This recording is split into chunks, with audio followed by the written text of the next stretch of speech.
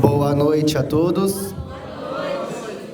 Sejam muito bem-vindos à última noite do primeiro seminário de História e Cultura, uma realização do Centro Histórico e Cultural da Santa Casa de Campo Grande. Peço por gentileza que coloquem seus aparelhos celulares em modo silencioso ou desligado durante o evento.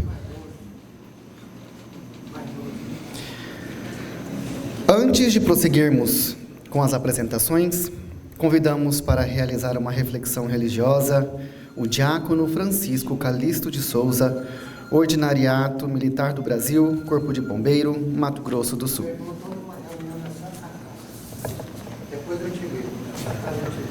Eu vim rapidinho, não foi para atropelar apenas a minha apresentação, não. É só porque a gente tem esse hábito de chegar e já começar justamente para as coisas já darem andamento, né?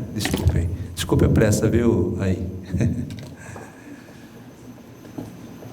Hoje nós temos a alegria de, mais uma vez, de estarmos aqui presentes e trazermos lembranças de uma figura ímpar na história da igreja, e por que não dizer da humanidade, o Papa São João Paulo II.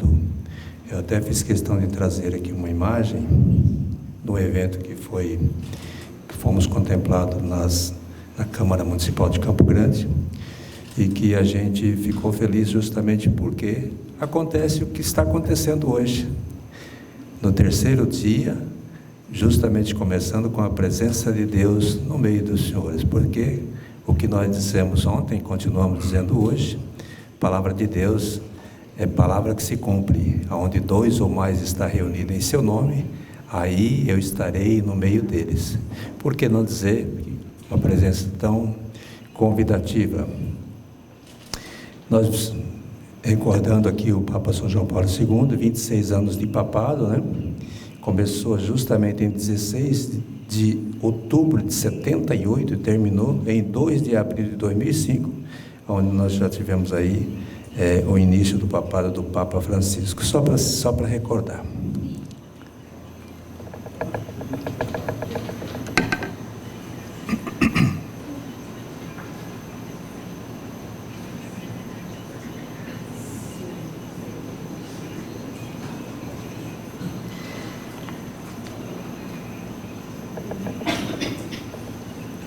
A nossa proteção está no nome do Senhor, que fez o céu e a terra.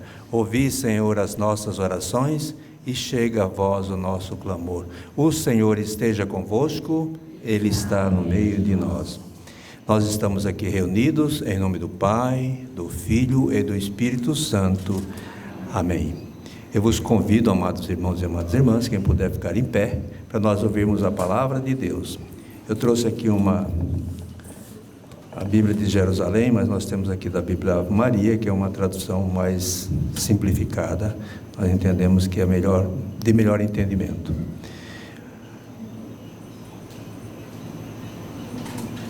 Evangelho de nosso Senhor Jesus Cristo, segundo Lucas. Glória a vós, Senhor. Naquele tempo, disse Jesus a seus discípulos: ficais certos. Se o dono da casa soubesse a hora em que o ladrão iria chegar, não deixaria que arrombasse a sua casa. Vós também ficai preparados, porque o Filho do Homem vai chegar na hora em que menos o esperardes. Então, Pedro disse: Senhor, tu contas esta parábola para nós ou para todos? E o Senhor respondeu: quem é o administrador fiel e prudente que o Senhor vai colocar à frente do pessoal de sua casa para dar comida a todos na hora certa? Feliz o empregado que o patrão, ao chegar, encontrar agindo assim. Em verdade, eu vos digo, o Senhor lhe confiará a administração de todos os seus bens. Porém, se aquele empregado pensar: meu patrão está demorando, e começar a espancar os criados e as criadas, e a comer e a beber, e a embriagar-se, o senhor daquele empregado chegará num dia inesperado e numa hora imprevista, Ele o partirá ao meio e o fará participar do destino dos infiéis. Aquele empregado que, conhecendo a vontade do Senhor, nada preparou, nem agiu conforme a sua vontade, será chicoteado muitas vezes. Porém, o empregado que não conhecia essa vontade e fez coisas que merecem castigo, será chicoteado poucas vezes. A quem muito foi dado, muito será pedido. A quem muito foi confiado, muito mais será exigido. Palavra da salvação. Glória a vós, Senhor. Fica para nossa reflexão pessoal. No início, Jesus mais uma vez falando do vigiai, porque não sabemos a hora em que o Senhor irá chegar, mas nós devemos administrar aquilo pelo qual nós somos confiados em nossas vidas, que é justamente a missão do cristão. Uma vez batizado que somos, assumimos uma missão, e essa missão assumimos com responsabilidade, não se esquecendo também da observação do final do Evangelho: a quem muito foi dado, muito será cobrado. Amém? Vamos rezar para que o Espírito Santo possa estar conduzindo este evento, como sempre, que é a maior intenção. Vinde, Espírito Santo, enchei os corações dos vossos fiéis e acendei neles o fogo do vosso amor. Enviai o vosso Espírito, e tudo será criado, e renovareis a face da terra. Oremos. Deus, que instruísse os corações dos vossos fiéis com a luz do Espírito Santo, fazei que apreciemos retamente todas as coisas segundo o mesmo Espírito e gozemos sempre da sua consolação. Por Cristo Senhor nosso. Amém. Rezemos com amor e confiança a oração que o Senhor Jesus nos ensinou. Pai nosso, que estais no céu, santificado seja o vosso nome. Venha a nós o vosso reino, seja feita a vossa vontade, assim na terra como no céu. O pão nosso de cada dia nos dai hoje, perdoai as nossas ofensas, assim como nós perdoamos a quem nos tem ofendido. E não nos deixeis cair em tentação, mas livrai-nos do mal. Amém. Porque vosso é o reino, o poder e a glória para sempre. Amém. Santo anjo do Senhor, se a ti me confiou a piedade divina, sempre me rege, me guarde, me governe, me ilumine.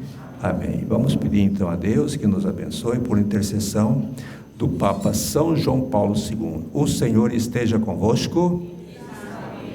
Por intercessão do Papa São João Paulo II, que desça sobre cada um de vós a bênção do Deus que é Pai, Filho e Espírito Santo. Amém. Fique na paz.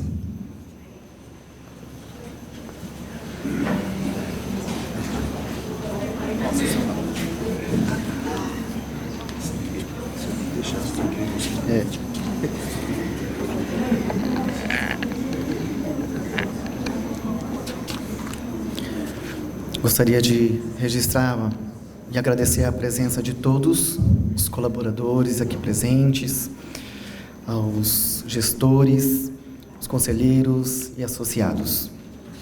Hoje nossa diretoria corporativa não está presente, devido a um cumprimento de uma agenda externa que teve no mesmo horário. Infelizmente, eles não puderam estar presentes hoje. E para dar início às palestras desta noite, convidamos para falar sobre o tema as origens arqueológicas e históricas do povoamento no território de Mato Grosso do Sul, o professor Dr. Gilson Rodolfo Martins, bacharel em História pela Universidade de São Paulo em 76, doutor em Arqueologia pela Universidade de São Paulo em 96 e associado da Santa Casa de Campo Grande. O currículo completo encontra-se projetado na tela. Bom, boa noite a todos.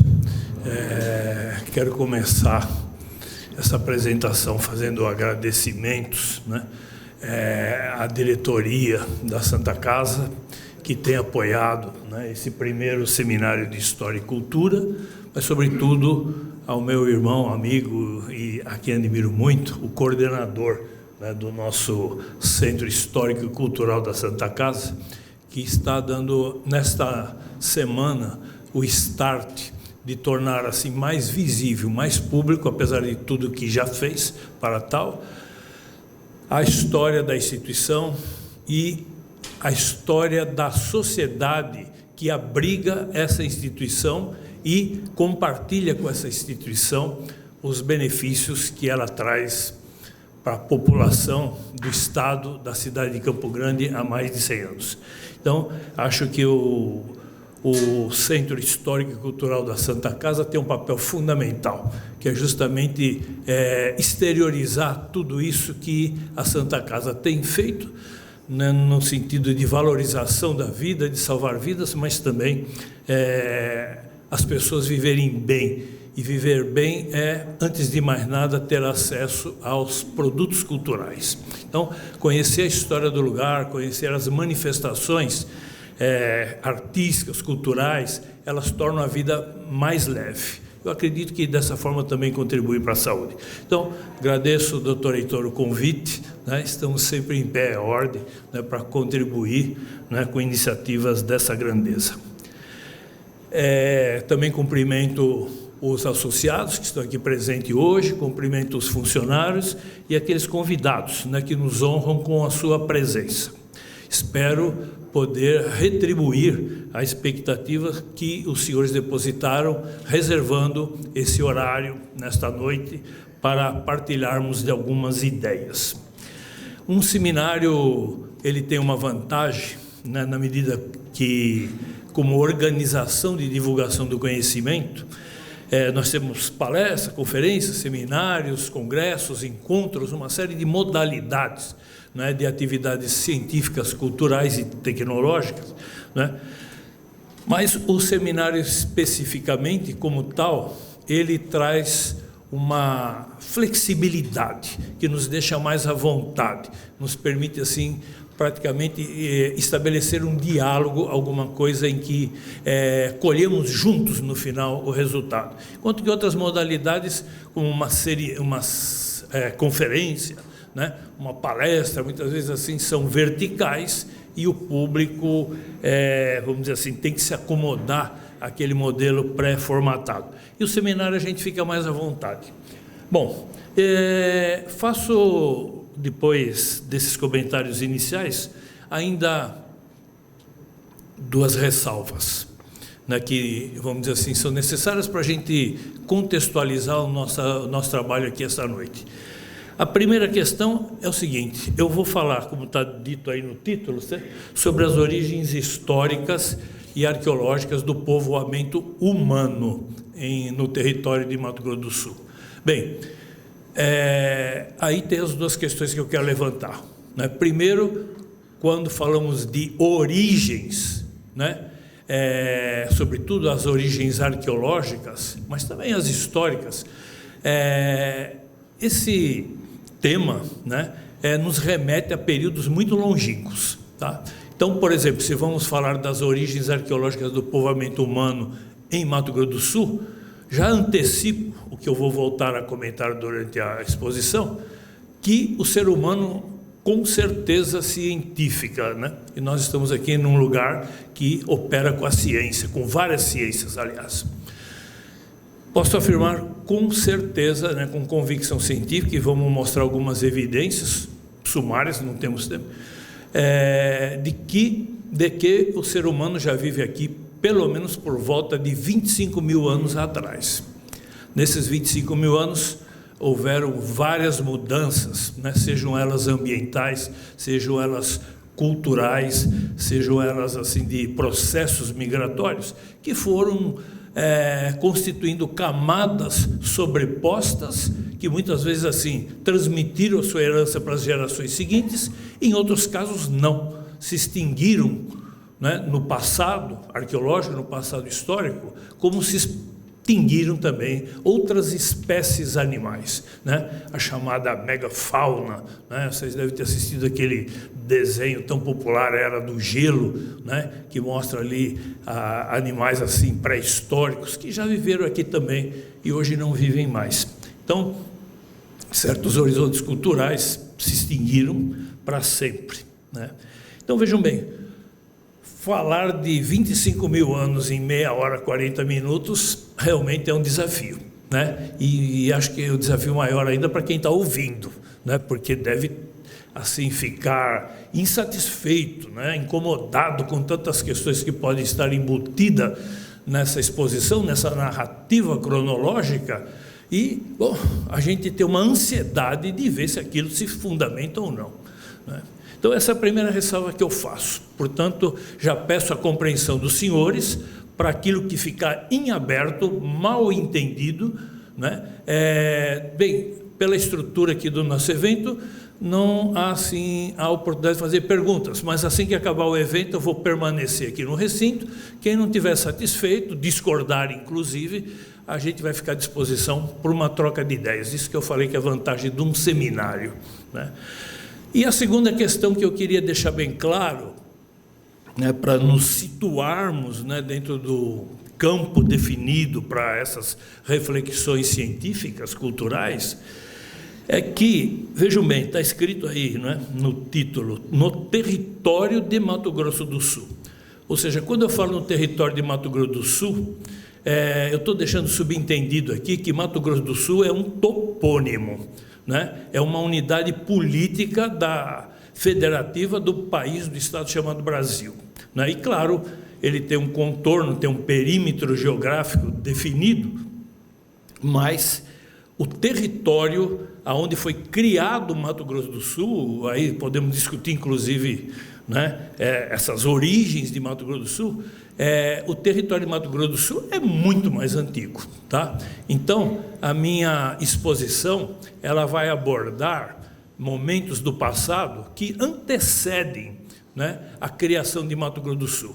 Então, eu queria que vocês entendessem que quando estivermos falando aqui sobre origens arqueológicas e históricas do povoamento humano, nós estamos falando daquilo que aconteceu neste território que hoje é chamado de Mato Grosso do Sul. Nem sempre foi assim, tá? Nós vamos ver isso aí daqui a pouco.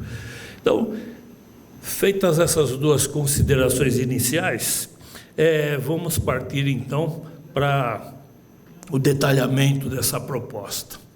Bom, é sempre interessante, quando possível, esclarecer para as pessoas que estão participando de um evento cultural científico, mais ou menos a estrutura daquilo que vai ser apresentado, bem na linha mesmo de organizar a comunicação. Então, eu vou já antecipar para os senhores que nós vamos, assim, dividir essa exposição em 3 grandes compartimentos temporais de um arco temporal bem maior. Esses 3 compartimentos temporais, que têm suas especificidades, são bem diferentes, inclusive, um dos outros, daí vem essa complexidade, né, de pensarmos Mato Grosso do Sul como se fosse uma coisa homogênea, estável, né, originária como tal. Nós vamos ver que não é bem assim. Então, esses 3 compartimentos que eu vou passar por eles rapidamente, em função do tempo, mas espero ajudá-los a compreender um pouco e parar para pensar. O primeiro deles é o mais longo de todos dessa história, que eu já antecipo, datada, pelo menos até o momento, pela ciência arqueológica, como tendo em torno, aproximadamente, claro, de 25 mil anos de existência, né? A presença dos seres humanos aqui, né, ela nos remete a essa longínqua realidade pretérita arqueológica. Esse período, que começa, como eu disse, aproximadamente aos 25 mil anos atrás. Por que eu falo que começa e é a origem? Porque antes não viviam seres humanos aqui, tá? Nós vamos falar a partir de quando, onde e como os seres humanos ocuparam esse território que hoje é chamado de Mato Grosso. Então, vai de mais ou menos 25 mil a talvez outra vez aproximadamente, a barreira cronológica seguinte, talvez algo entre 4.500 a 4.000 anos atrás. Terminaria aí esse período longo, é o mais longo de toda a nossa história humana aqui nesse território, que é chamado o passado pré-histórico dos caçadores-coletores. É importante falar caçadores-coletores porque esse termo técnico da arqueologia, da história, das ciências sociais, já os distingue dos índios. Não vamos misturar as coisas, tá? Então, eu particularmente, com relação a isso, tenho uma posição que gera polêmica, né? Eu acho equivocado, né, do ponto de vista científico, dizer que os índios, ou os indígenas, são povos originários. Eles não são povos originários. Seriam originários no sentido da semântica dessa palavra, se eles tivessem sido os primeiros a chegar aqui. Não são, tá? E nem são os que viveram aqui por mais tempo, né? Como eu estou dizendo, os que viveram aqui por mais tempo são esses caçadores-coletores pré-históricos. Opa, deixa eu ver aqui. Cadê o técnico aí, por favor? Aí. Pronto, já voltamos aqui, deixa eu ver. Voltou. Tá. Bom, então vejam, esse longo período aí do passado, dos humanos vivendo aqui nesse território, remonta aí a aproximadamente 20.000 anos. É um modo de vida. Quando a gente fala de caçadores-coletores pré-históricos, nós estamos falando de um modo de vida, que é bem diferente do modo de vida dos índios e depois dos colonizadores ibéricos, tá? Nós vamos falar alguma coisa rapidamente sobre isso. O segundo grande período é o período chamado indígena propriamente dito, que ele é um horizonte cultural vasto, multicultural, né? Não há um único modelo. Os caçadores-coletores também não tinham um único modelo de modo de vida, mas havia uma homogeneidade maior. Quase que em qualquer lugar que a gente encontrasse esses caçadores-coletores, que vão comentar sobre eles, eles tinham uma vida muito parecida. Já o índio não, né? O índio, a partir da formação das sociedades indígenas, né? O período que a gente chamaria formativo, em torno de uns 4.000, 3.500 anos, depende do grupo e depende do lugar dentro do território estadual, é por volta de uns 3.500, 4.000, e vai até o século XVIII, né? Quando, vamos dizer assim, o impacto, né, do modelo ibérico realmente provoca mudanças assim, fundamentais e estruturais nesse modo de vida cultural. E por último, nós vamos falar o terceiro compartimento temporal, nesse arco de 25 mil anos, que é o período que a gente chamaria de histórico, propriamente dito, ou seja, a partir do momento que existiu o Brasil, né, definido também como Mato Grosso do Sul por um topônimo, né, porque o Brasil já teve outros nomes aqui nesses períodos anteriores. Tá? Então essas são as três realidades do passado que nós vamos sobrevoar, né, rapidamente, mas espero que pelo menos provoque interrogações e os senhores hoje procurem, né, explicações até maiores, porque hoje está muito fácil. Antigamente, para você conseguir fazer determinadas consultas, você tinha que recorrer à enciclopédia, era uma dificuldade muito grande. Hoje em dia, a pessoa não pode acusar ninguém pela sua ignorância no bom sentido. Ignorância, quero dizer, no sentido de não saber, né? Bom, essa história toda, quando vamos falar aqui de origem do povoamento, também, enquanto pensamento, enquanto olhar para essa faceta da humanidade, né, não foi sempre assim. O que nós vamos falar aqui hoje, daqui para frente, não foi sempre assim que a humanidade se olhou, se viu no passado. Por quê?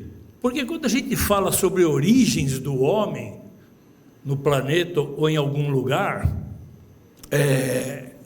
assim, por boa parte da história da humanidade, o que prevaleceu, por falta de pesquisa, por falta de fontes, foram abordagens diversas, realizadas no âmbito da mitologia, ou das religiões. Só para encurtar um pouco a conversa, que meu tempo aqui é muito curto, um dos mitos sobre a origem do homem é, em Gênesis, a história de Adão e Eva. Mas aquilo é um texto sagrado, não é um texto de arqueologia, não é um texto científico, então ele não está querendo provar nada, apenas é uma narrativa que eu chamaria de mitológica. Adão e Eva é um mito, né, do ponto de vista científico nunca existiram, né, mas que, vamos dizer assim, atende, né, de certa forma, a necessidade. Agora, outros povos também têm suas explicações, índios, chineses, muçulmanos e daí por diante, né? Essa maneira de olhar o ser humano como sendo algo criado por alguma coisa superior, mas eu digo criado como nós somos agora, né? Isso é ficção, tá? E a mudança desse pensamento ficcionista ocorreu no século XIX, quando surgiu a ciência na história da humanidade. E aí nós podemos dizer que houve uma verdadeira ruptura epistemológica. Você vai ver, o que quer dizer essa palavra aí, né? Ruptura epistemológica, assim, a nível da filosofia, da ciência, é quando uma verdade que até então era predominante, absoluta, vigente, ela desmorona para dar lugar a um outro conjunto de ideias. Então, isso que a gente chama de uma ruptura epistemológica. No final do século XIX, na metade do século XIX, ocorreu uma das rupturas epistemológicas mais fundamentais da história da humanidade e do pensamento humano, que foi a publicação desse livro que vocês estão vendo aí, Origem das Espécies, de Charles Darwin. Todo mundo já ouviu falar, né? Darwin é ensinado nas aulas de biologia, né, do ensino fundamental, por volta da 8ª, 9ª série, mas sobretudo no ensino médio e daí para frente, né? Então, Charles Darwin elaborou aquilo que nós chamamos de teoria da evolução. E nessa teoria da evolução, ele acha que os seres vivos não foram criados como eles estão agora, que nós os vemos, né?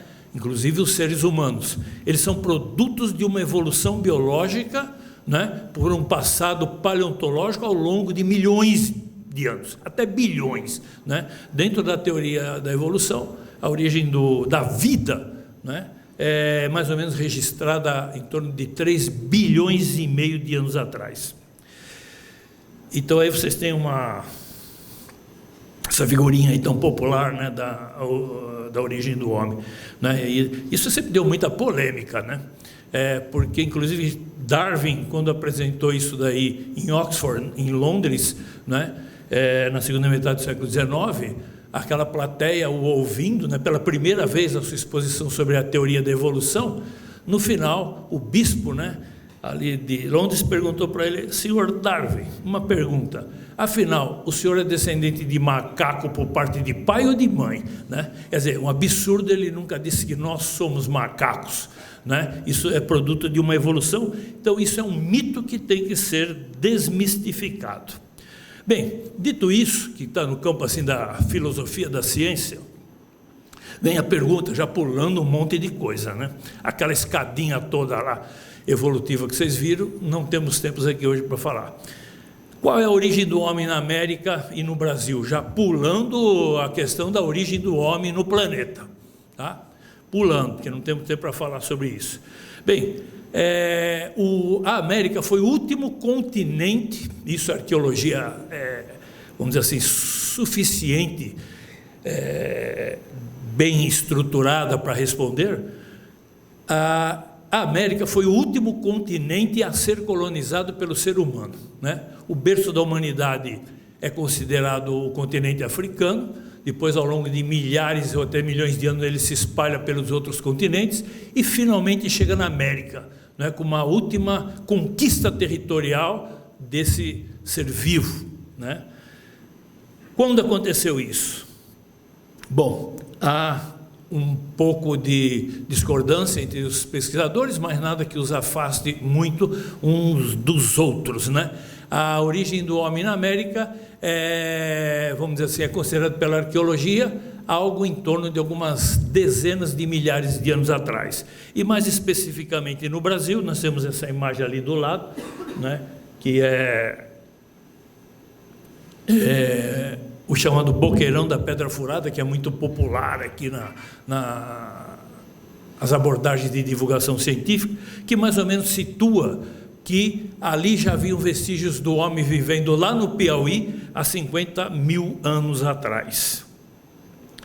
Bom, nesse lugar, né, e nessa data nós estamos falando dos chamados caçadores-coletores pré-históricos, não de índios, né, são popularmente conhecidos como homens da Idade da Pedra, ou se quiserem ainda popularizar mais ainda, são os Flintstones, vai bem assim, nos é bem familiar, né, os Flintstones, que a palavra Flintstone inclusive quer dizer pedra lascada.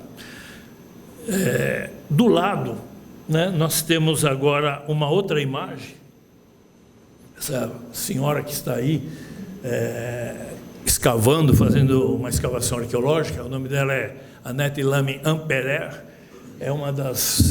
já faleceu, uma das grandes arqueólogas francesas, e por meio de uma missão franco-brasileira, uma missão científica, ela veio escavar em Minas Gerais, na década de 70 do século passado, na região de Lagoa Santa, e ela encontrou, né, entre pedra lascada, vestígios de arte rupestre, outras fogueiras e tudo mais, encontrou um esqueleto.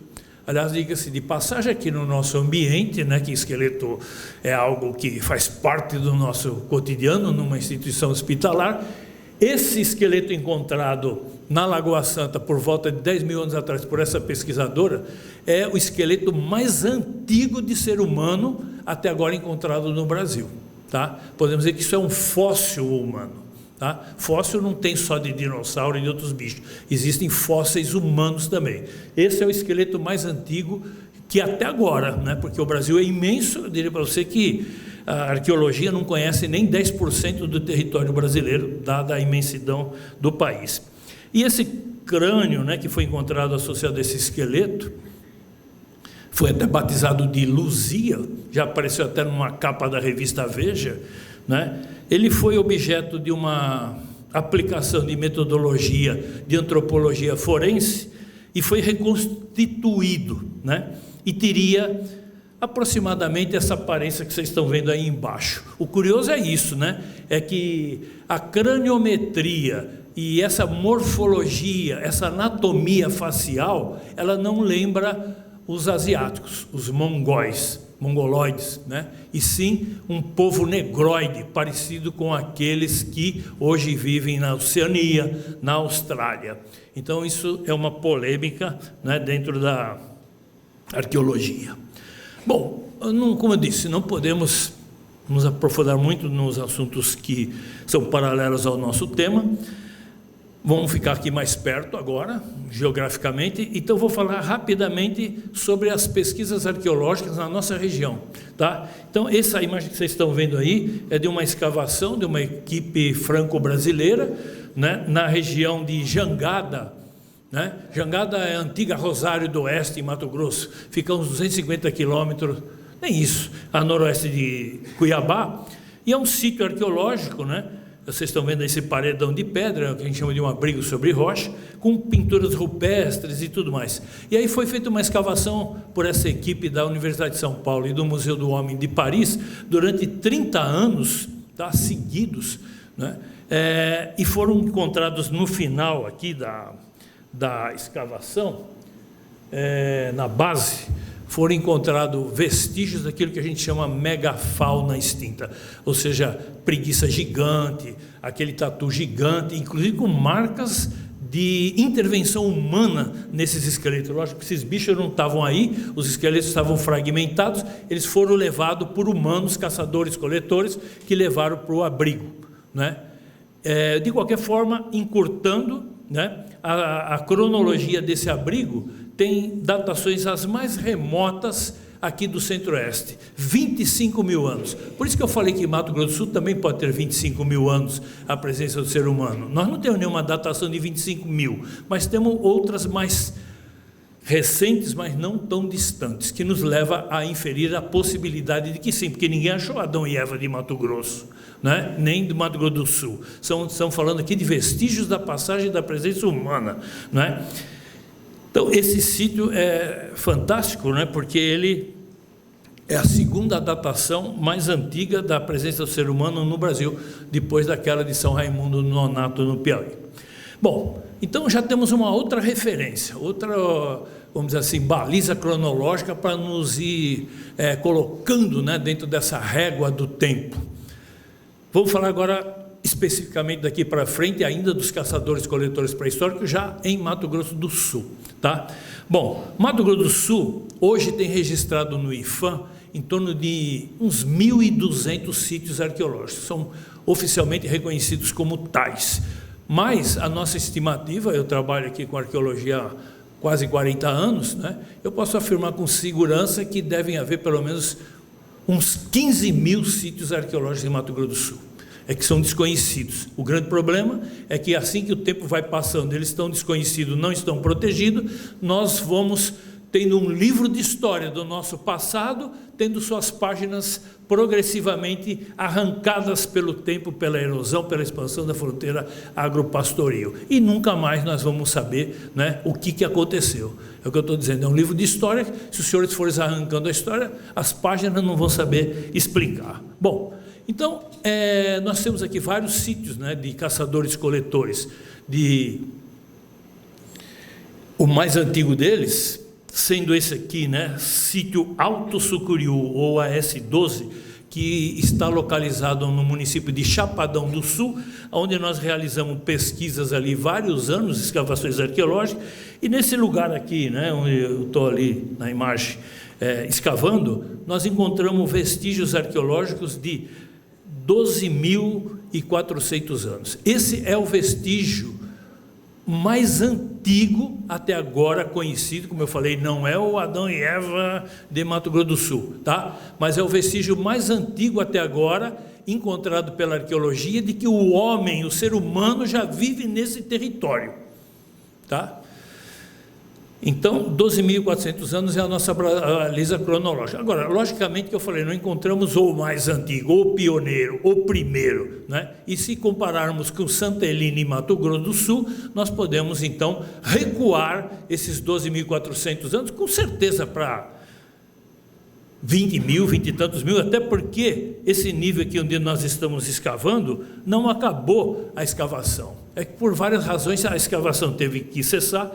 Vocês podem perceber as diferenças de tonalidade na estratigrafia, cada cor dessas do solo, cada faixa dessas de pedra corresponde a períodos de milhares de anos, e abaixo desse lugar onde foi encontrada essa peça datada em 12 mil anos, ainda havia vestígios arqueológicos. Então, não temos nenhum receio, né, de afirmar que a presença do ser humano em Mato Grosso do Sul extrapola esse momento aí de 12.400 anos, isso é apenas uma baliza até agora. Por exemplo, aqui onde está essa flechinha, está mostrando aí essa pedra que foi datada nesse nível, né, com 8.000 a 7.940 anos, e o interessante é que esse bloco, ele foi colocado aqui pela mão humana, ele não está no lugar geológico dele, natural, né? E nós encontramos carvões em volta desse bloco, que é o que nos permitiu fazer essa datação pelo método do carbono 14, e essa pedra é muito interessante porque ela tinha inscrições rupestres, tinha arte rupestre, ou seja, a partir daí nós podemos pensar que o ser humano, mesmo há 8, 9 mil anos atrás, ele já tinha um pensamento complexo e abstrato, igual nós temos hoje, são iguaizinhos a nós. São chamados de sapiens, né? Nós somos chamados cientificamente de sapiens, né? E ali fabricavam as ferramentas de pedra, né? Vocês estão vendo essas fotos aí, perdão? A foto ali são ferramentas que eles faziam, ferramentas assim pré-elaboradas, não eram aleatórias, né? Por métodos aí tecnológicos que eles dominavam muito bem. Outras evidências, por exemplo, a arte rupestre, né? Aqui nesse caso um detalhe apenas de um painel nesse sítio mostrando o sol e a lua, para os senhores perceber mais uma vez que eles não eram nenhum brucutu, nenhum ignorante, eles já tinham talvez melhores conhecimentos astronômicos até do que nós hoje, que por exemplo deve estar passando o cometa de Halley hoje em volta da Terra, né?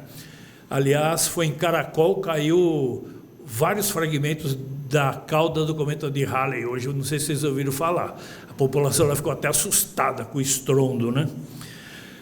Bem, um outro sítio arqueológico, são dezenas, mas eu vou apenas dar uns exemplos dos mais antigos. Esse sítio arqueológico Alto Sucuriú 4, no município de Água Clara, onde também as escavações aí revelaram vestígios do ser humano superiores a 10 mil anos. Um outro sítio dessa época, apenas a título de exemplo, né, esse sítio aqui da UANA 5, em Piraputanga, todo mundo ultimamente tem ido para Piraputanga, né, onde nós fizemos escavações ali e encontramos datações também que passam de 10 mil anos. Um outro exemplo ali no município de Brasilândia, né, fizemos essas escavações ali na margem do rio Paraná, também encontramos essas pontas de flecha, de pedra muito bem trabalhadas, uma verdadeira escultura. Aqui também outro lugar no rio Paraná, né, no município de Anaurilândia, essa fazenda Guatemala, aonde, né, vocês veem pela coloração do solo, as mudanças ambientais que houveram no passado. Mudança ambiental não tem só agora não, sempre teve, né? Bem, dito isso, né, nós temos sítios aí desses caçadores-coletores, que nem eu falei, de 12.400 até 11, 9, 8, 7, 6, 5, até que começa a aparecer os povos indígenas no território do Mato Grosso do Sul, e ao acontecer isso, esse novo horizonte demográfico, culturalmente também as mudanças acompanharão essa nova realidade, isto é, os caçadores-coletores se extinguem, juntamente com aqueles animais da chamada megafauna, né, tigre dente de sabre, o gliptodonte, a preguiça gigante e tudo mais, e dá lugar então às sociedades indígenas, né, que é um período que, como eu já disse agora há pouco, né, vai de uns 4 mil anos atrás até mais ou menos o século XVIII, e a grande característica do índio, né, em geral, porque eles são bem diferentes uma etnia da outra, a grande característica comum a eles é que todos sabem fazer cerâmica, coisa que os caçadores-coletores não sabiam. Então o arqueólogo nunca vai encontrar cerâmica num sítio de caçador-coletor. Quando aparece cerâmica, é indígena, tá? O índio tem uma outra diferença estrutural em relação aos caçadores-coletores, que os caçadores-coletores são predadores, eles pegam aquilo que a natureza oferece, todo dia ele sai em busca de alimento, mas ele não é um produtor. O índio é um produtor, ele já domina a agricultura, ele já é sedentário, coisa que falam erradamente que o índio é nômade. O índio não é nômade, ele, quem planta, tem que regar, tem que cuidar, tem que esperar para colher. Então eles constituíam aldeias, não moravam mais em acampamentos. E por essa imagem aqui, né, que eu já estou acelerado no meu tempo, por essa imagem aqui você vê um gráfico, vamos chamar assim, genérico, ilustrativo dos diferentes povos indígenas que viveram em Mato Grosso do Sul antes do descobrimento do Brasil. E aí vocês veem então uma variedade, porque todo índio faz cerâmica, tá? Digo assim, cada sociedade indígena, cada etnia faz cerâmica, e uma não faz igual a outra. Você já deve ter visto aí em feiras de artesanato, na casa do artesão, a cerâmica cadioé é uma coisa, a cerâmica terena é outra, tudo cerâmica. Só que a decoração é um atributo cultural que cada povo insere naquele artefato que ele usa no seu cotidiano. Então aqui vocês têm uma imagem rápida, né? Não podemos entrar muito em detalhes agora, da variedade de sociedades. Aqui já deve ter havido... Hoje são em torno de 8 povos indígenas que ainda vivem em Mato Grosso do Sul, que é o segundo estado do Brasil com o maior número de índios, tá? Por incrível que pareça, né? Um estado desenvolvido que nem Mato Grosso do Sul ainda tem algo em torno de 80 a 90 mil índios. Quando o Mato Grosso do Sul foi descoberto, provavelmente a população de índios em Mato Grosso do Sul, né, por volta do ano 1500, era igual ou maior que a população de Mato Grosso do Sul hoje. Só para vocês terem uma ideia, aí também do processo, né, de conflitos interétnicos que ainda, lamentavelmente, continuam no estado. Um outro exemplo de sítio arqueológico, para vocês perceberem como isso é horizontal, né? Essa imagem que vocês estão vendo aí é do Parque das Nações Indígenas, ali em frente ao que era Hospital Miguel Couto, acho que já nem existe mais, hoje é o Hospital da Unimed, né, na rua Antônio Maria Coelho, está dentro do parque. Isso é um detalhe de uma escavação que nós fizemos aí, e aí também tem vestígios arqueológicos de 4, 5 mil anos, quer dizer, são caçadores-coletores, mas o lugar é tão favorável, ambientalmente ele é tão provido de recursos naturais, seja ele de pedra lascada, seja a qualidade do solo, seja das drenagens, né, que mesmo depois da extinção dos caçadores-coletores, esse lugar passou a ser habitado por índios, e aí vocês veem a cerâmica típica desse lugar. Que índios eram, nós não sabemos, tá? Isso é uma grande incógnita em Mato Grosso do Sul. Supõe-se que os índios de Mato Grosso do Sul devia ser nessa época, né? Devia ser algum grupo Aruac, né? Que Aruac é tipicamente uma população indígena vizinha aqui dessa região, ou se não do tronco Macro-G, que são índios por excelência habitantes do Cerrado. Poderiam ser então Caiapó, Bororo ou Ofaié, tá?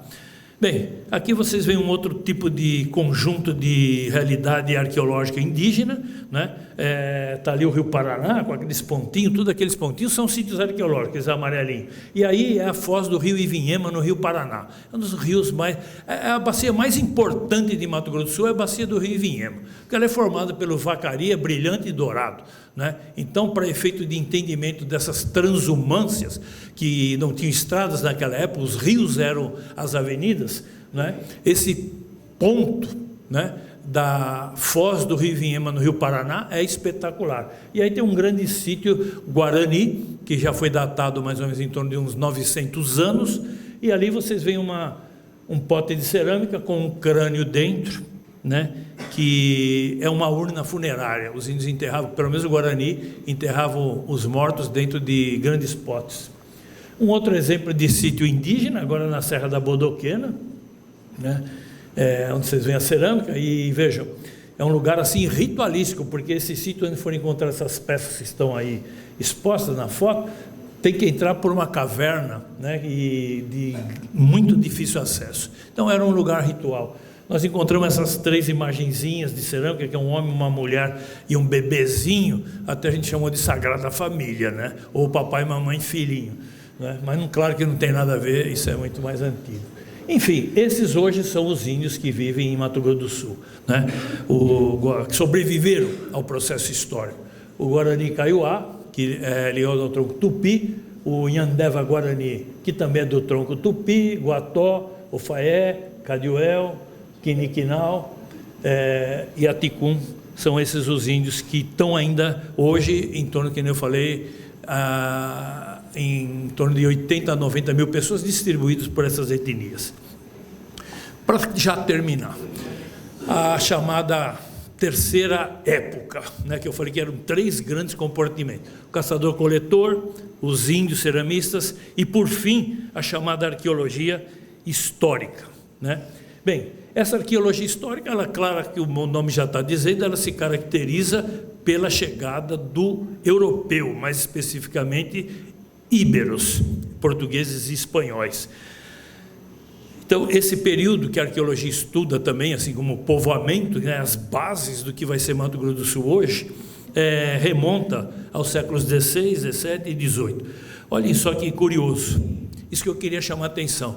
Eu falei que Mato Grosso do Sul é um topônimo, é um nome que se deu a esse lugar de 1979 ou 77, aí como quiserem, né? Tem uma polêmicazinha sobre isso, mas não importa. Mato Grosso do Sul, então, está com 46 ou 45 anos, como topônimo. Topônimo é a palavra que dá o nome a um lugar, é isso que quer dizer topônimo. Aí, território do Mato Grosso do Sul, então, se nós falamos no século XVII, XVIII, estamos falando de Mato Grosso do Sul, com esse nome? Não. Olhem esse mapa que eu vou mostrar para vocês agora, um mapa de 1587, feito por um cartógrafo. A cartografia estava surgindo nessa época, juntamente com as grandes navegações, né? Então, esse Juan Martínez, que é de Messina. Messina é uma cidadezinha na ilha de Sicília, né, na Itália, portanto, bem dentro do Mediterrâneo, um mundo completamente voltado para o mar. Em 1587, ele fez esse mapa, né? E vocês olhem aqui, nessa parte aí que está vermelha, bem no centro, tem uma palavra ali escrita Acotia, né? Aqui eu estou sem o ponteirinho, mas olha, aqui é Buenos Aires, Montevidéu, Mar del Plata, Rio Paraná, Rio Paraguai, ou seja, Mato Grosso do Sul, é isso aqui, tá? E olha o nome que tinha essa região, esse território nessa época, Acotia, tá? Então, se vocês quiserem saber qual foi o primeiro nome do território que hoje se chama Mato Grosso do Sul, era Acotia. Já passou também por Mato Grosso, antes da divisão, tudo isso aqui era Mato Grosso, era chamado Sul de Mato Grosso, mas era Mato Grosso, tá?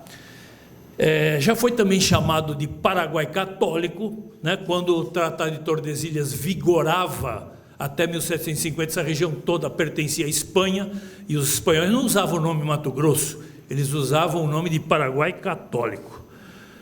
Bem, está aqui mais ou menos só situando o Acotia, né? Já quase terminando. Então nós estamos falando de origens do povoamento, quando começou a história, né, ibérica nessa região, que passa a conviver com os índios, né, não de uma forma pacífica, lamentavelmente, em outros lugares sim, mesmo aqui também, não é só briga também, não vamos exagerar.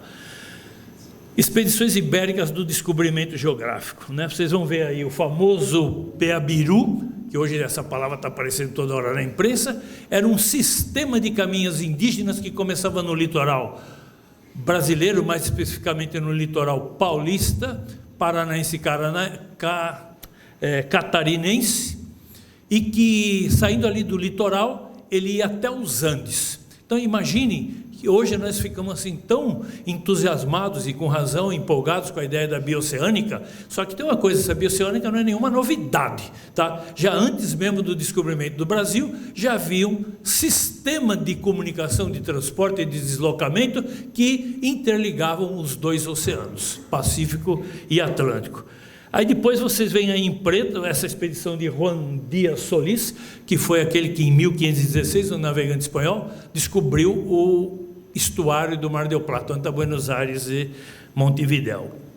Agora vem a parte mais interessante para a nossa palestra aqui.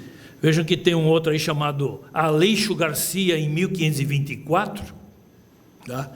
Esse Aleixo Garcia era um náufrago dessa expedição do Juan Díaz Solís, que é de 1516, e naufragaram na costa de Santa Catarina, e assim, tipo um Robinson Crusoe. Ele viveu ali uns 8 anos no meio dos índios, até que soube que havia prata no interior do continente, que os índios usavam certos adornos de prata. Daí que vem, inclusive, o nome de Argentina, ou Platina, né? Porque em francês, argent, né, é o nome de prata. Então, ao saber que tinha prata aqui, ele vai organizar uma expedição de em torno de 2.000 integrantes indígenas e vão tentar atacar o Império Inca, né, na região da Bolívia, de Santa Cruz, para tentar conseguir essa prata.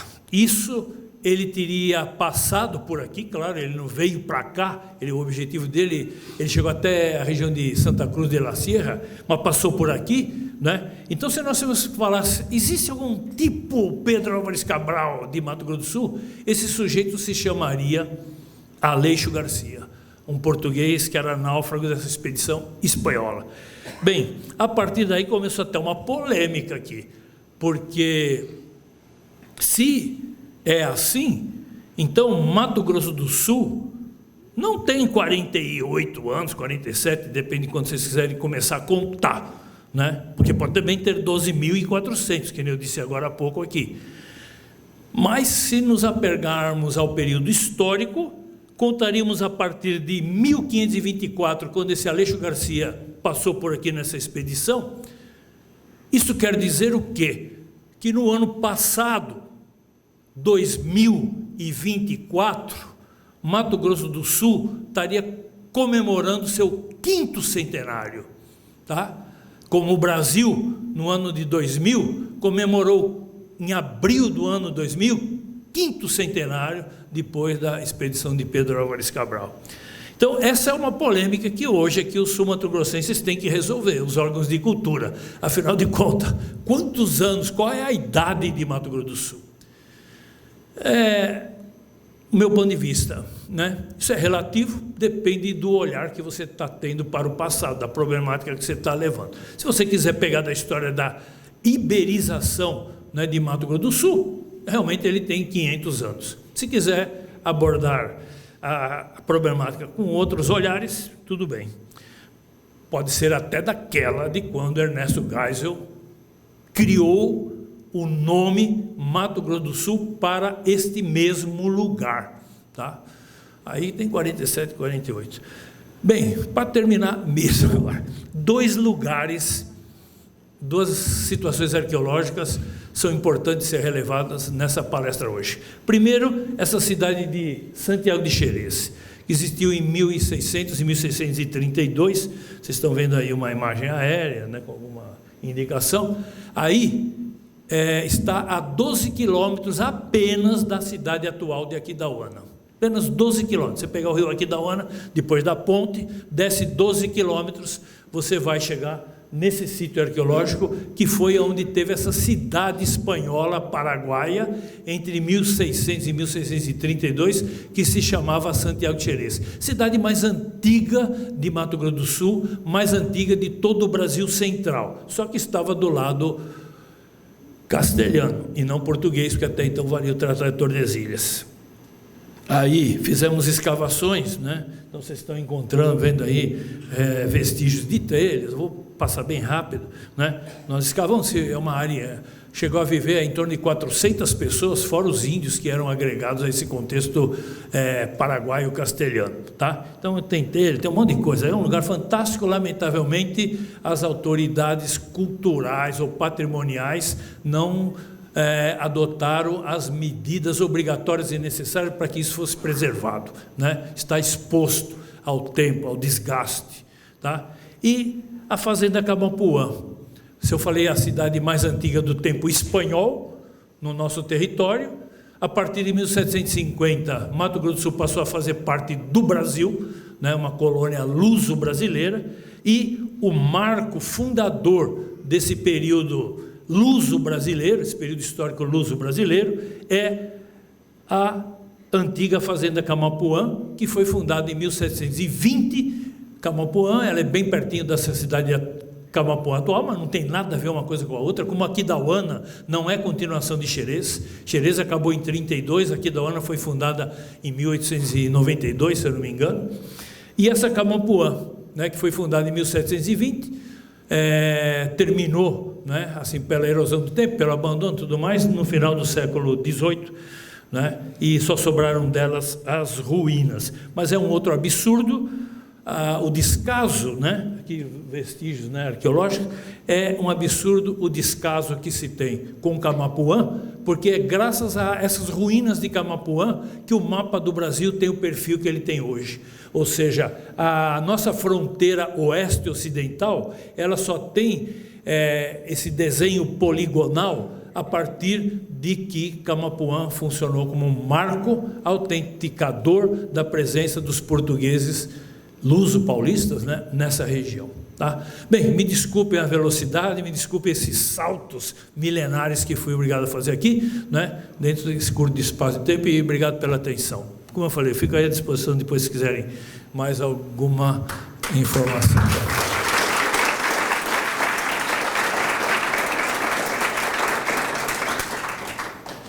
Professor, valeu por cara maravilhoso. Obrigado. Você vai sempre ficar freguês nosso aqui, porque Eu sou já freguês. você está com intimidade aí. Conta comigo, você sabe que Santa Casa mora no meu coração. Certificado de participação para registrar nosso reconhecimento. E aqui temos um livro nosso, e mais isso aqui do plano de saúde. Tem uma bolsinha aqui com algumas coisas. E esta é a carta de agradecimento. Vocês podem ir mais cá, só se alguém pegar o... Tá bom? Perfeito. Então, eu quero dizer um negócio do centro histórico. Então, também tem uma lembrança aqui. Nós temos vários livros publicados. Eu fui fundador e diretor do Museu de Arqueologia da UFMS. Nesses 40 anos publicamos vários livros, vários artigos. E eu quero doar esse livro aqui para o Centro Histórico, que é o Catálogo de Cerâmica Arqueológica de Mato Grosso do Sul. Se um dia vocês encontrarem um caquinho de cerâmica aí num lugar que você acha que é de índio, com esse catálogo vocês vão poder comparar e saber a que etnia indígena produziu isso aí. Então, fica para a nossa biblioteca lá, tá? Obrigado. Muito obrigado. Vou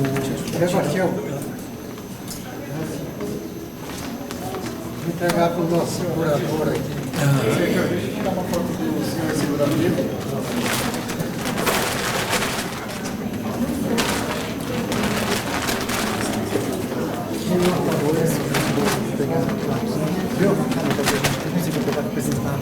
Tá bom.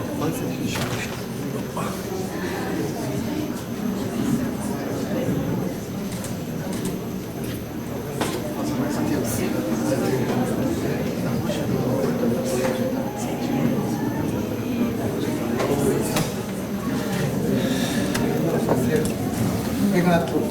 Eu que agradeço. Desculpa ter passado do tempo.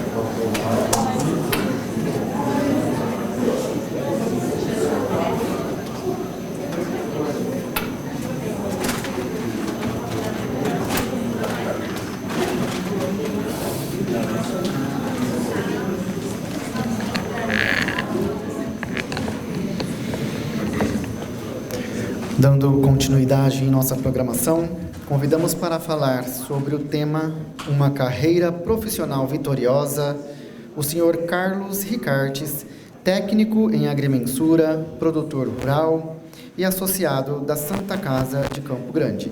O currículo completo encontra-se projetado na tela.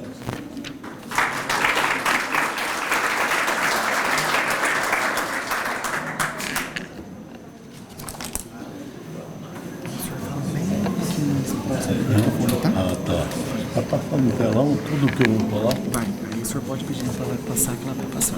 Tá. Boa noite a todos. Já me apresentaram aí, mas eu gostaria de informar. Meu nome, Carlos Ricardo de Oliveira, é um apelido de Didi. Estou com 85 anos, estou completando esse ano. 60 anos de casado, 2 filhos e 7 netos. Um pouco está aí na plateia. Depois de uma brilhante palestra do professor, eu vou contar um pouco de história aqui para vocês, de histórias verdadeiras. De uma cobra verde, de um canarim e de uma tartaruga. Tudo dentro da minha profissão. Pode ir passando por aqui, ó. Tá? Rapaz, eu não sei. O senhor vai falando que eu passo, senhor. Exatamente.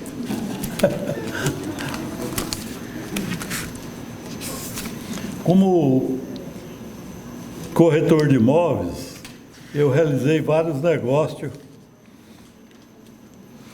E então eu selecionei 3 histórias aqui de vendas de propriedades rurais.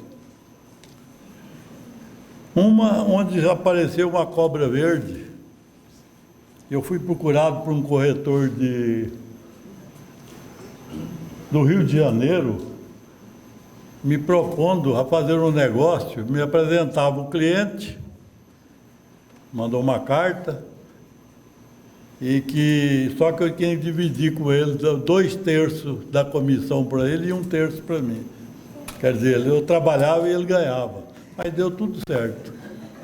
Concordei, assinei o compromisso e a pessoa que ele me apresentou, ia me apresentar, ligou depois. Era um senhor, sobrinho de um presidente da República, Dr. João Castelo Branco. Ligou para mim e ficamos conversando, trocando ideia, muitas vezes, até que ele veio.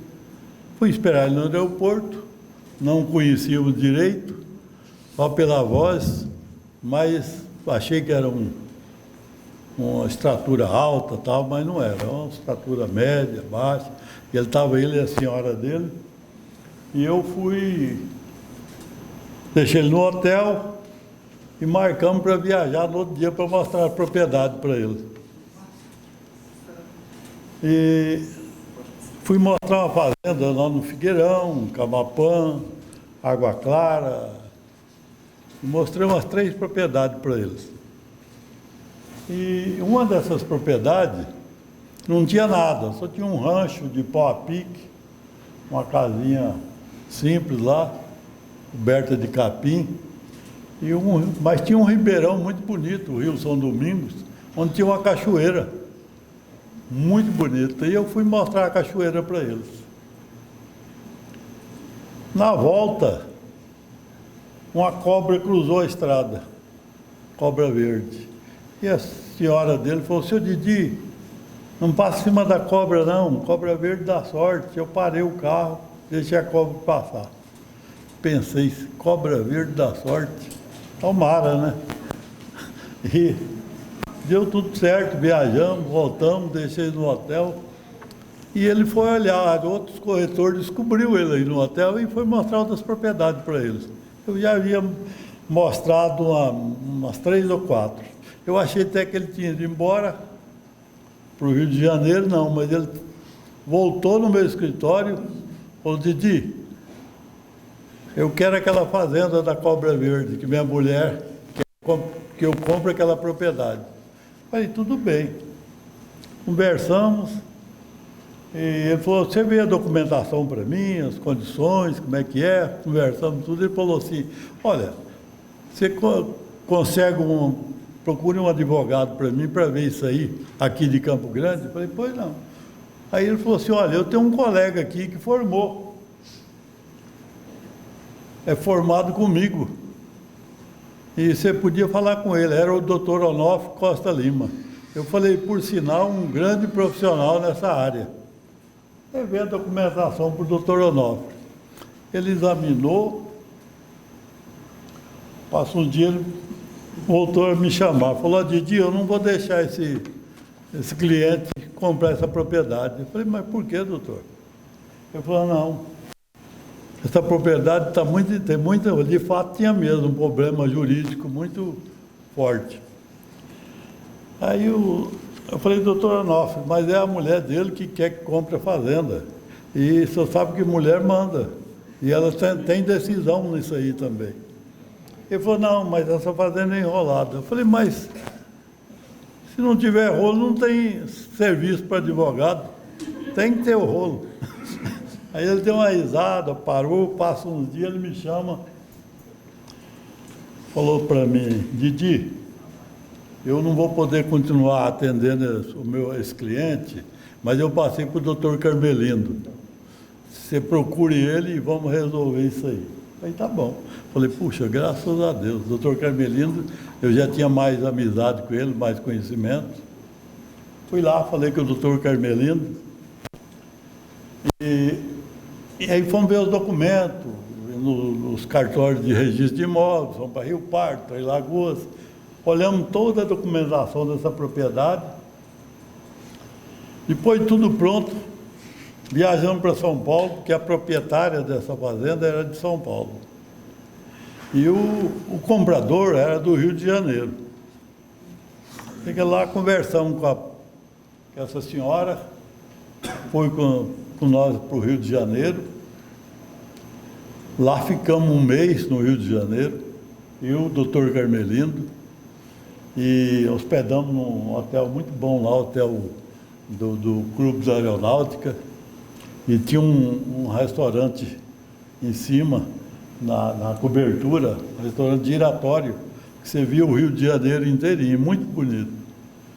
E lá nós ficamos bastante tempo. E lá, um dia nós estávamos jantando lá no restaurante, escutamos a harpa tocar, violão, eram uns paraguaios tocando, e vinha de mesa em mesa. Chegou na nossa mesa e o Carmelino pegou e falou, emenda com a galopeira. Ele pegou, emendou, somos de Campo Grande? Somos de Campo Grande. Aí tocou lá para nós bastante, foi uma noite agradável e foi uma noite muito boa. Passamos no dia seguinte, continuamos nosso trabalho lá na reunião com o advogado da proprietária do imóvel. O doutor Carmelino estava representando o comprador. E teve muitos assuntos disso aí, que o advogado da vendedora foi indicado pelo general Golbery Couto Silva. Era um cara, um advogado, trajava bem vestido, terno e gravata, e usava um capote por cima ainda.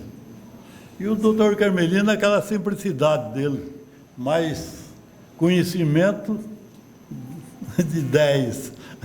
E ficamos lá, ele fazia, o outro riscava, um fazia, o outro desmanchava. Depois de quase um mês lá naquela luta, a dona da propriedade me chamou. Senhor Didi, eu preciso de venda, e o senhor advogado está dificultando. Eu falei, não é o advogado do comprador, é o advogado da senhora. Só sabe que o primeiro advogado que consultamos, o conselho é não comprar essa propriedade. Ele falou, não, senhor Didi, eu preciso vender. E eu tinha a procuração dela, eu era procurador, que eu cuidava da propriedade aqui para ela. E ela tinha muita confiança em mim. Falou, senhor Didi, mas como é que vamos fazer?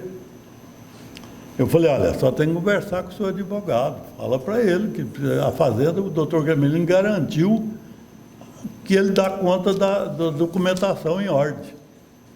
Aí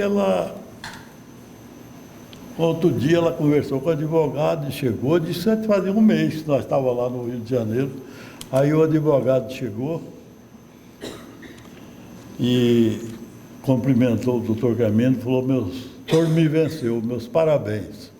O senhor me convenceu, e meus parabéns, e meus professores aqui da Faculdade de Direitos sempre diziam que os advogados do Mato Grosso são nossos juízes aqui. Parabéns, doutor Carmelino. E, de fato, o negócio deu tudo certo. Bom, aí tinha um porém.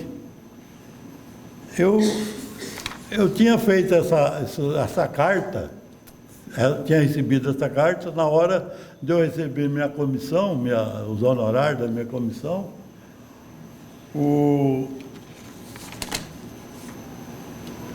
falei para o doutor João, que era o comprador, que eu queria três cheques. Aí ele falou, mas 3 cheques por quê, Didi? Eu falei, doutor, é que eu fiz um compromisso com as pessoas que me apresentaram o senhor. Eu tenho uma carta aqui, que eu falei, não, mas quem que é? Eu mostrei, ele olhou, eu não conheço esse cara, eu não conheço ele não. Nunca, eu sei que ele mora no meu prédio lá, coisa assim, mas você não tem nada compromisso com ele. Eu falei, não, mas o compromisso eu assumi. E eu quero 3 cheques. Ele falou assim, não, você não vai fazer isso. Esse cara não tem autorização minha. Aí o doutor Carmelino veio e falou, Didi, ele está falando que ele não autorizou ninguém. Aí eu falei, não, mas faz os 3 cheques. Peguei o endereço que estava na carta, eu não conhecia o corretor. Fui lá, acertei com ele, deu as 2 partes dele e fiquei com a minha. Quando eu voltei, para encerrar o negócio, a dona Dora, que era a dona da fazenda, falou, senhor Didi, como é que nós vamos fazer a documentação? Eu falei, só deve medir a fazenda. Ela falou, não, senhor Didi, eu não posso fazer porque eu vou gastar Eu falei, não, mas isso aí é preciso, só tem que... Eu queria fazer porque era mais uma renda para mim, como agrimensor. Ela falou, não, seu Didi. Eu falei, não, vamos fazer uma proposta para a senhora. E naquele tempo, todas as terras que você media aqui sempre sobrava. Dificilmente faltava terra. Sempre estava sobrando. Sempre tinha sobra. Eu peguei e propus para ela. Olha, vamos fazer o seguinte, eu vou medir a fazenda para a senhora. E se tiver sobra, a senhora me paga os honorários. Se tiver certinha, só não me paga nada, e se tiver faltando também, só não precisa pagar. Ela falou assim, então, seu Didi, vou fazer outra proposta para o senhor. Se tiver sobra, a metade é do senhor. Falei, tudo bem. Fui medir a terra, mandei medir, e deu 800 hectares de terra a mais. 400 para mim, 400 para ela. Nós já vendemos na hora para o comprador. Eu legalizei, eu com o doutor Carmelino, legalizamos a parte jurídica do excesso e acertamos tudo. Aí, aquela comissão que o cara me tirou, a pessoa me tirou, talvez ele não tinha aquele direito, foi retribuído de outra forma. Quer dizer, eu não arrumei, eu fiquei bem com todo mundo, paguei aquele compromisso que eu tinha, ninguém falou mal de mim, e o negócio realizou com muita ordem, muita paz, graças a Deus. Essa aí é a cobra verde que deu sorte. Aí eu tenho um canário. A história do canário, veio 2 médicos de Porto Alegre me procurar para vender 2 propriedades deles que tinha aqui, uma em Campo Grande e outra no Jaraguari. E um dos médicos é criador de passarinho lá no Rio Grande do Sul, no quintal dele, ele tinha um criame de pássaro. Aí ele falou, Didi, você não arruma um canário de tal qualidade assim para mim? Que eu crio passarinho. De fato, quando eu tinha ido lá, eu já tinha visto pássaro. Ele, não, consigo. Eu tinha um militar que criava passarinho aqui, eu fui lá na casa dele, ele me vendeu um canarinho.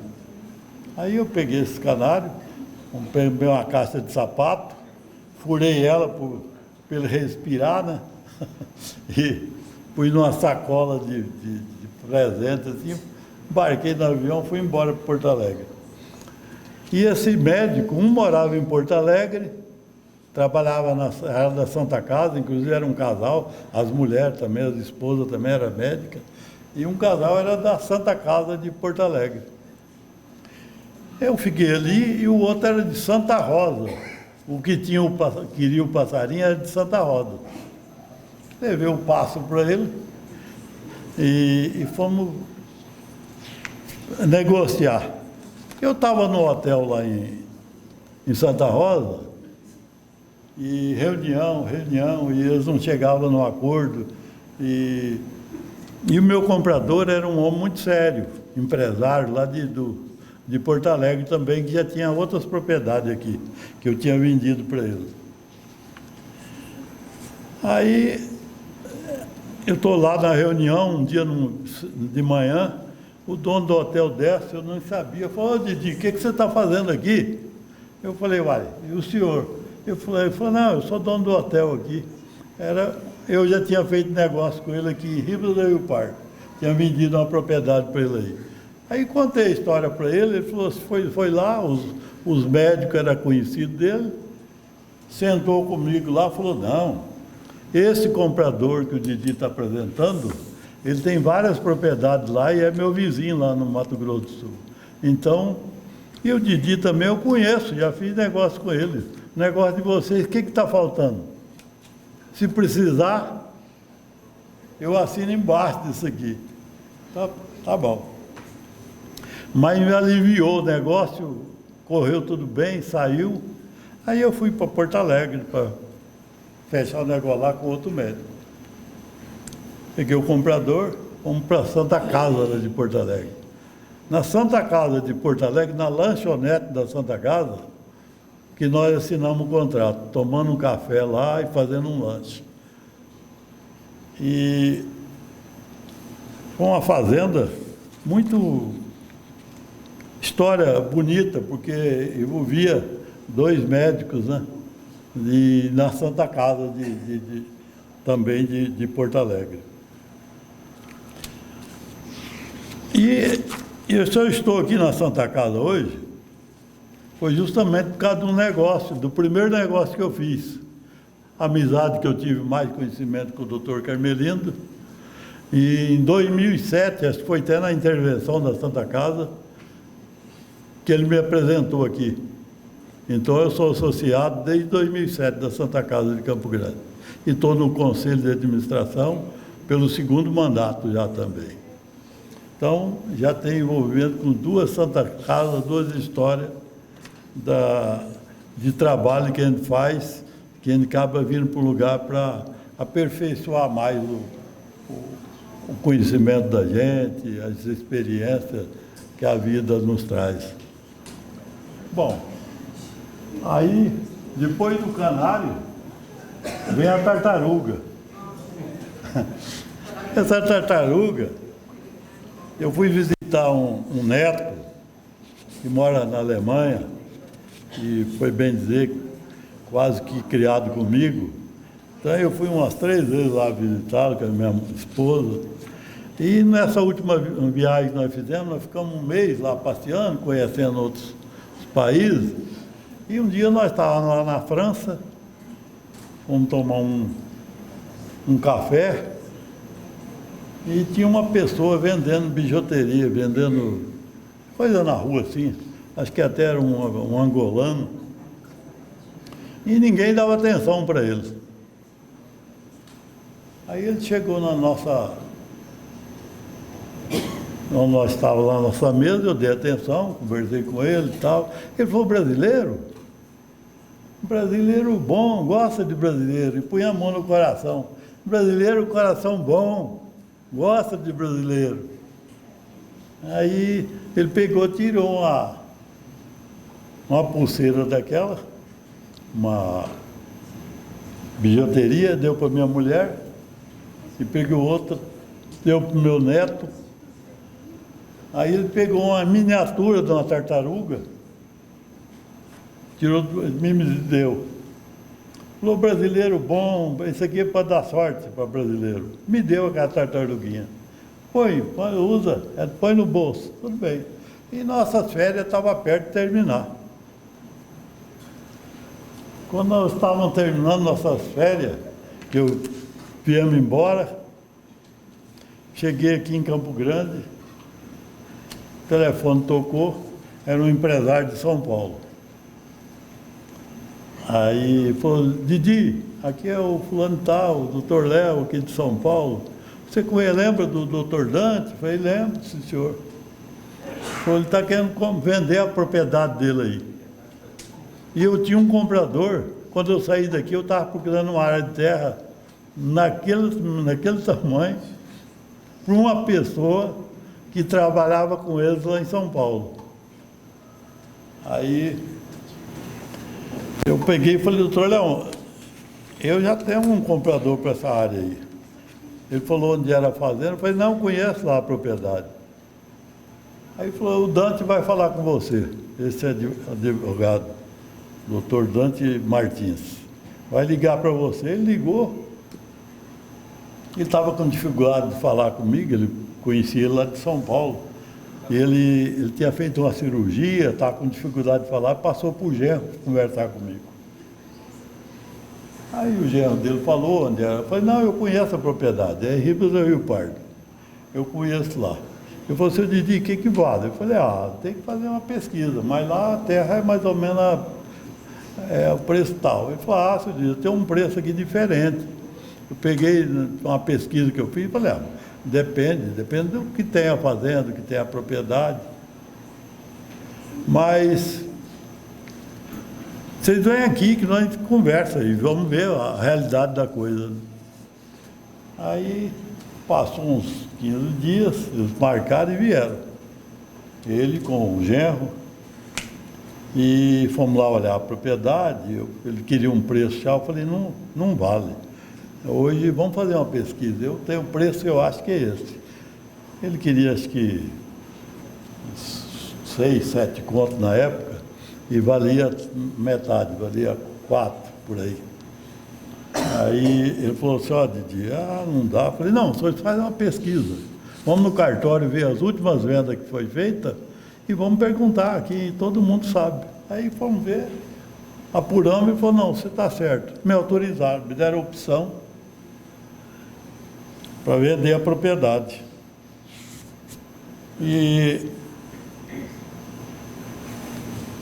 aí eu falei assim, puxa vida, eu tenho um cliente que é de dentro da mesma empresa deles, que é um rapaz, chama-se Cláudio, mora ali em Ribas do Rio Pardo, que era funcionário da empresa lá em São Paulo, ele cuidava das terras aqui. E ele estava com dinheiro, procurando uma fazenda para comprar, fazia tempo que ele me pedia, dizia, uma área para mim comprar aí. E tudo bem, é uma área de 1.500 hectares.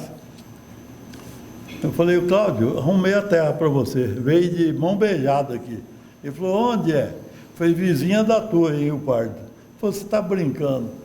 Ele falou assim, quem que é a terra? Eu falei, do doutor Dante, você conhece? Eu falei, mas demais. Ele trabalhava lá na empresa com nós, advogado. Eu falei, pois é. Aí ele falou, só que tem uma coisa, você vai ter que conversar com o doutor Léo, que era o patrão deles, né, dos dois. Eu falei, o doutor Léo é o que tinha ligado para mim. Léo Schuer era dono da metade do município de Rio Pardo ali. Ele tinha só uma área dele, lá tinha 103 mil hectares. Hoje ele ainda tem umas 60, 70 mil hectares de terra ali. Aí falei com o doutor Léo, o teu comprador. Ele falou, é? Falei, e o senhor conhece muito bem ele, quem que é? Eu falei, é o Cláudio. Ele falou, é o Cláudio? É? Falei, é. Está com dinheiro, mas quer a aprovação do senhor. O senhor ajudar ele a fazer o negócio. Eu falei, não, manda ele vir para cá, vamos fazer o negócio. E bom, tudo certo. E o Cláudio foi para São Paulo, eu não fui. Porque é tudo gente conhecido. Eu conheci o comprador, o vendedor e a pessoa, o empresário que me apresentou o negócio. Eu peguei e não fui. E lá na hora de fechar o negócio, brigaram muito. Aí sobra para quem? Para o corretor, né? Começaram a brigar, o comprador liga para mim. Didi, o negócio aqui, dependendo de fechar, depende de você. Eu falei, mas Cláudio, depende de mim por quê? Ele falou, não, porque está um problema aqui na corretagem, eles não querem pagar, porque... Eu falei, você brigou demais no preço da fazenda, né? E vai sobrar para mim agora o corretor que tem que pagar a conta. Ele falou, não, mas eles querem pagar só metade da corretagem. Eu falei, deixa eu falar com o doutor Léo. Aí, doutor Léo, como é que é essa história aí? O senhor está aí junto, como é que vamos fazer? Ele falou, não, eu falei para ele, você não pode mexer com comissão de corretor. O corretor é que faz os bons negócios para nós. Já falei para eles, mas você, qual é o problema? Eu falei, não, é que se o senhor concordar, eu vou fazer, eu quero que eles fechem o negócio. Ele falou, não, pode fazer. Eu já falei para eles que não podia mexer na sua comissão, mas você pode fazer, que eu tenho um outro negócio para fazer com você. E, de fato, eu fechei o negócio, eu recebi só 50% da comissão.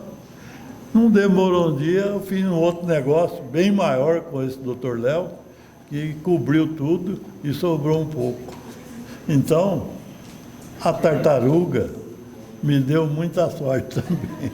Então, bom, essa é a minha história que eu tinha para apresentar para vocês. Muito obrigado pela atenção de todos.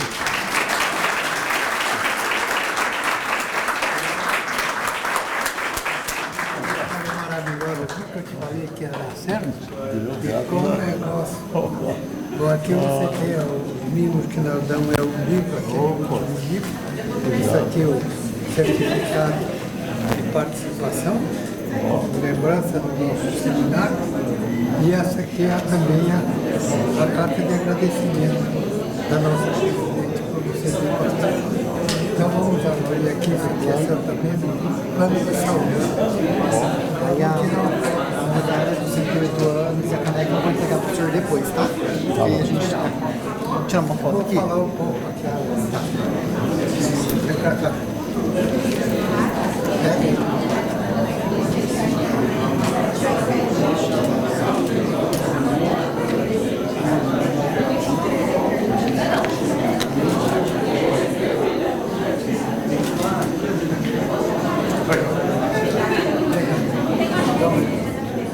Senhor Armado, o senhor não tomar? Ah, é bom. É bom, né?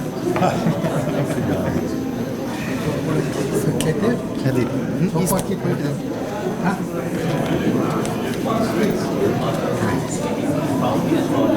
O senhor quer falar nesse microfone ou aqui nesse? Tá funcionando? Tá. Ah, é esse?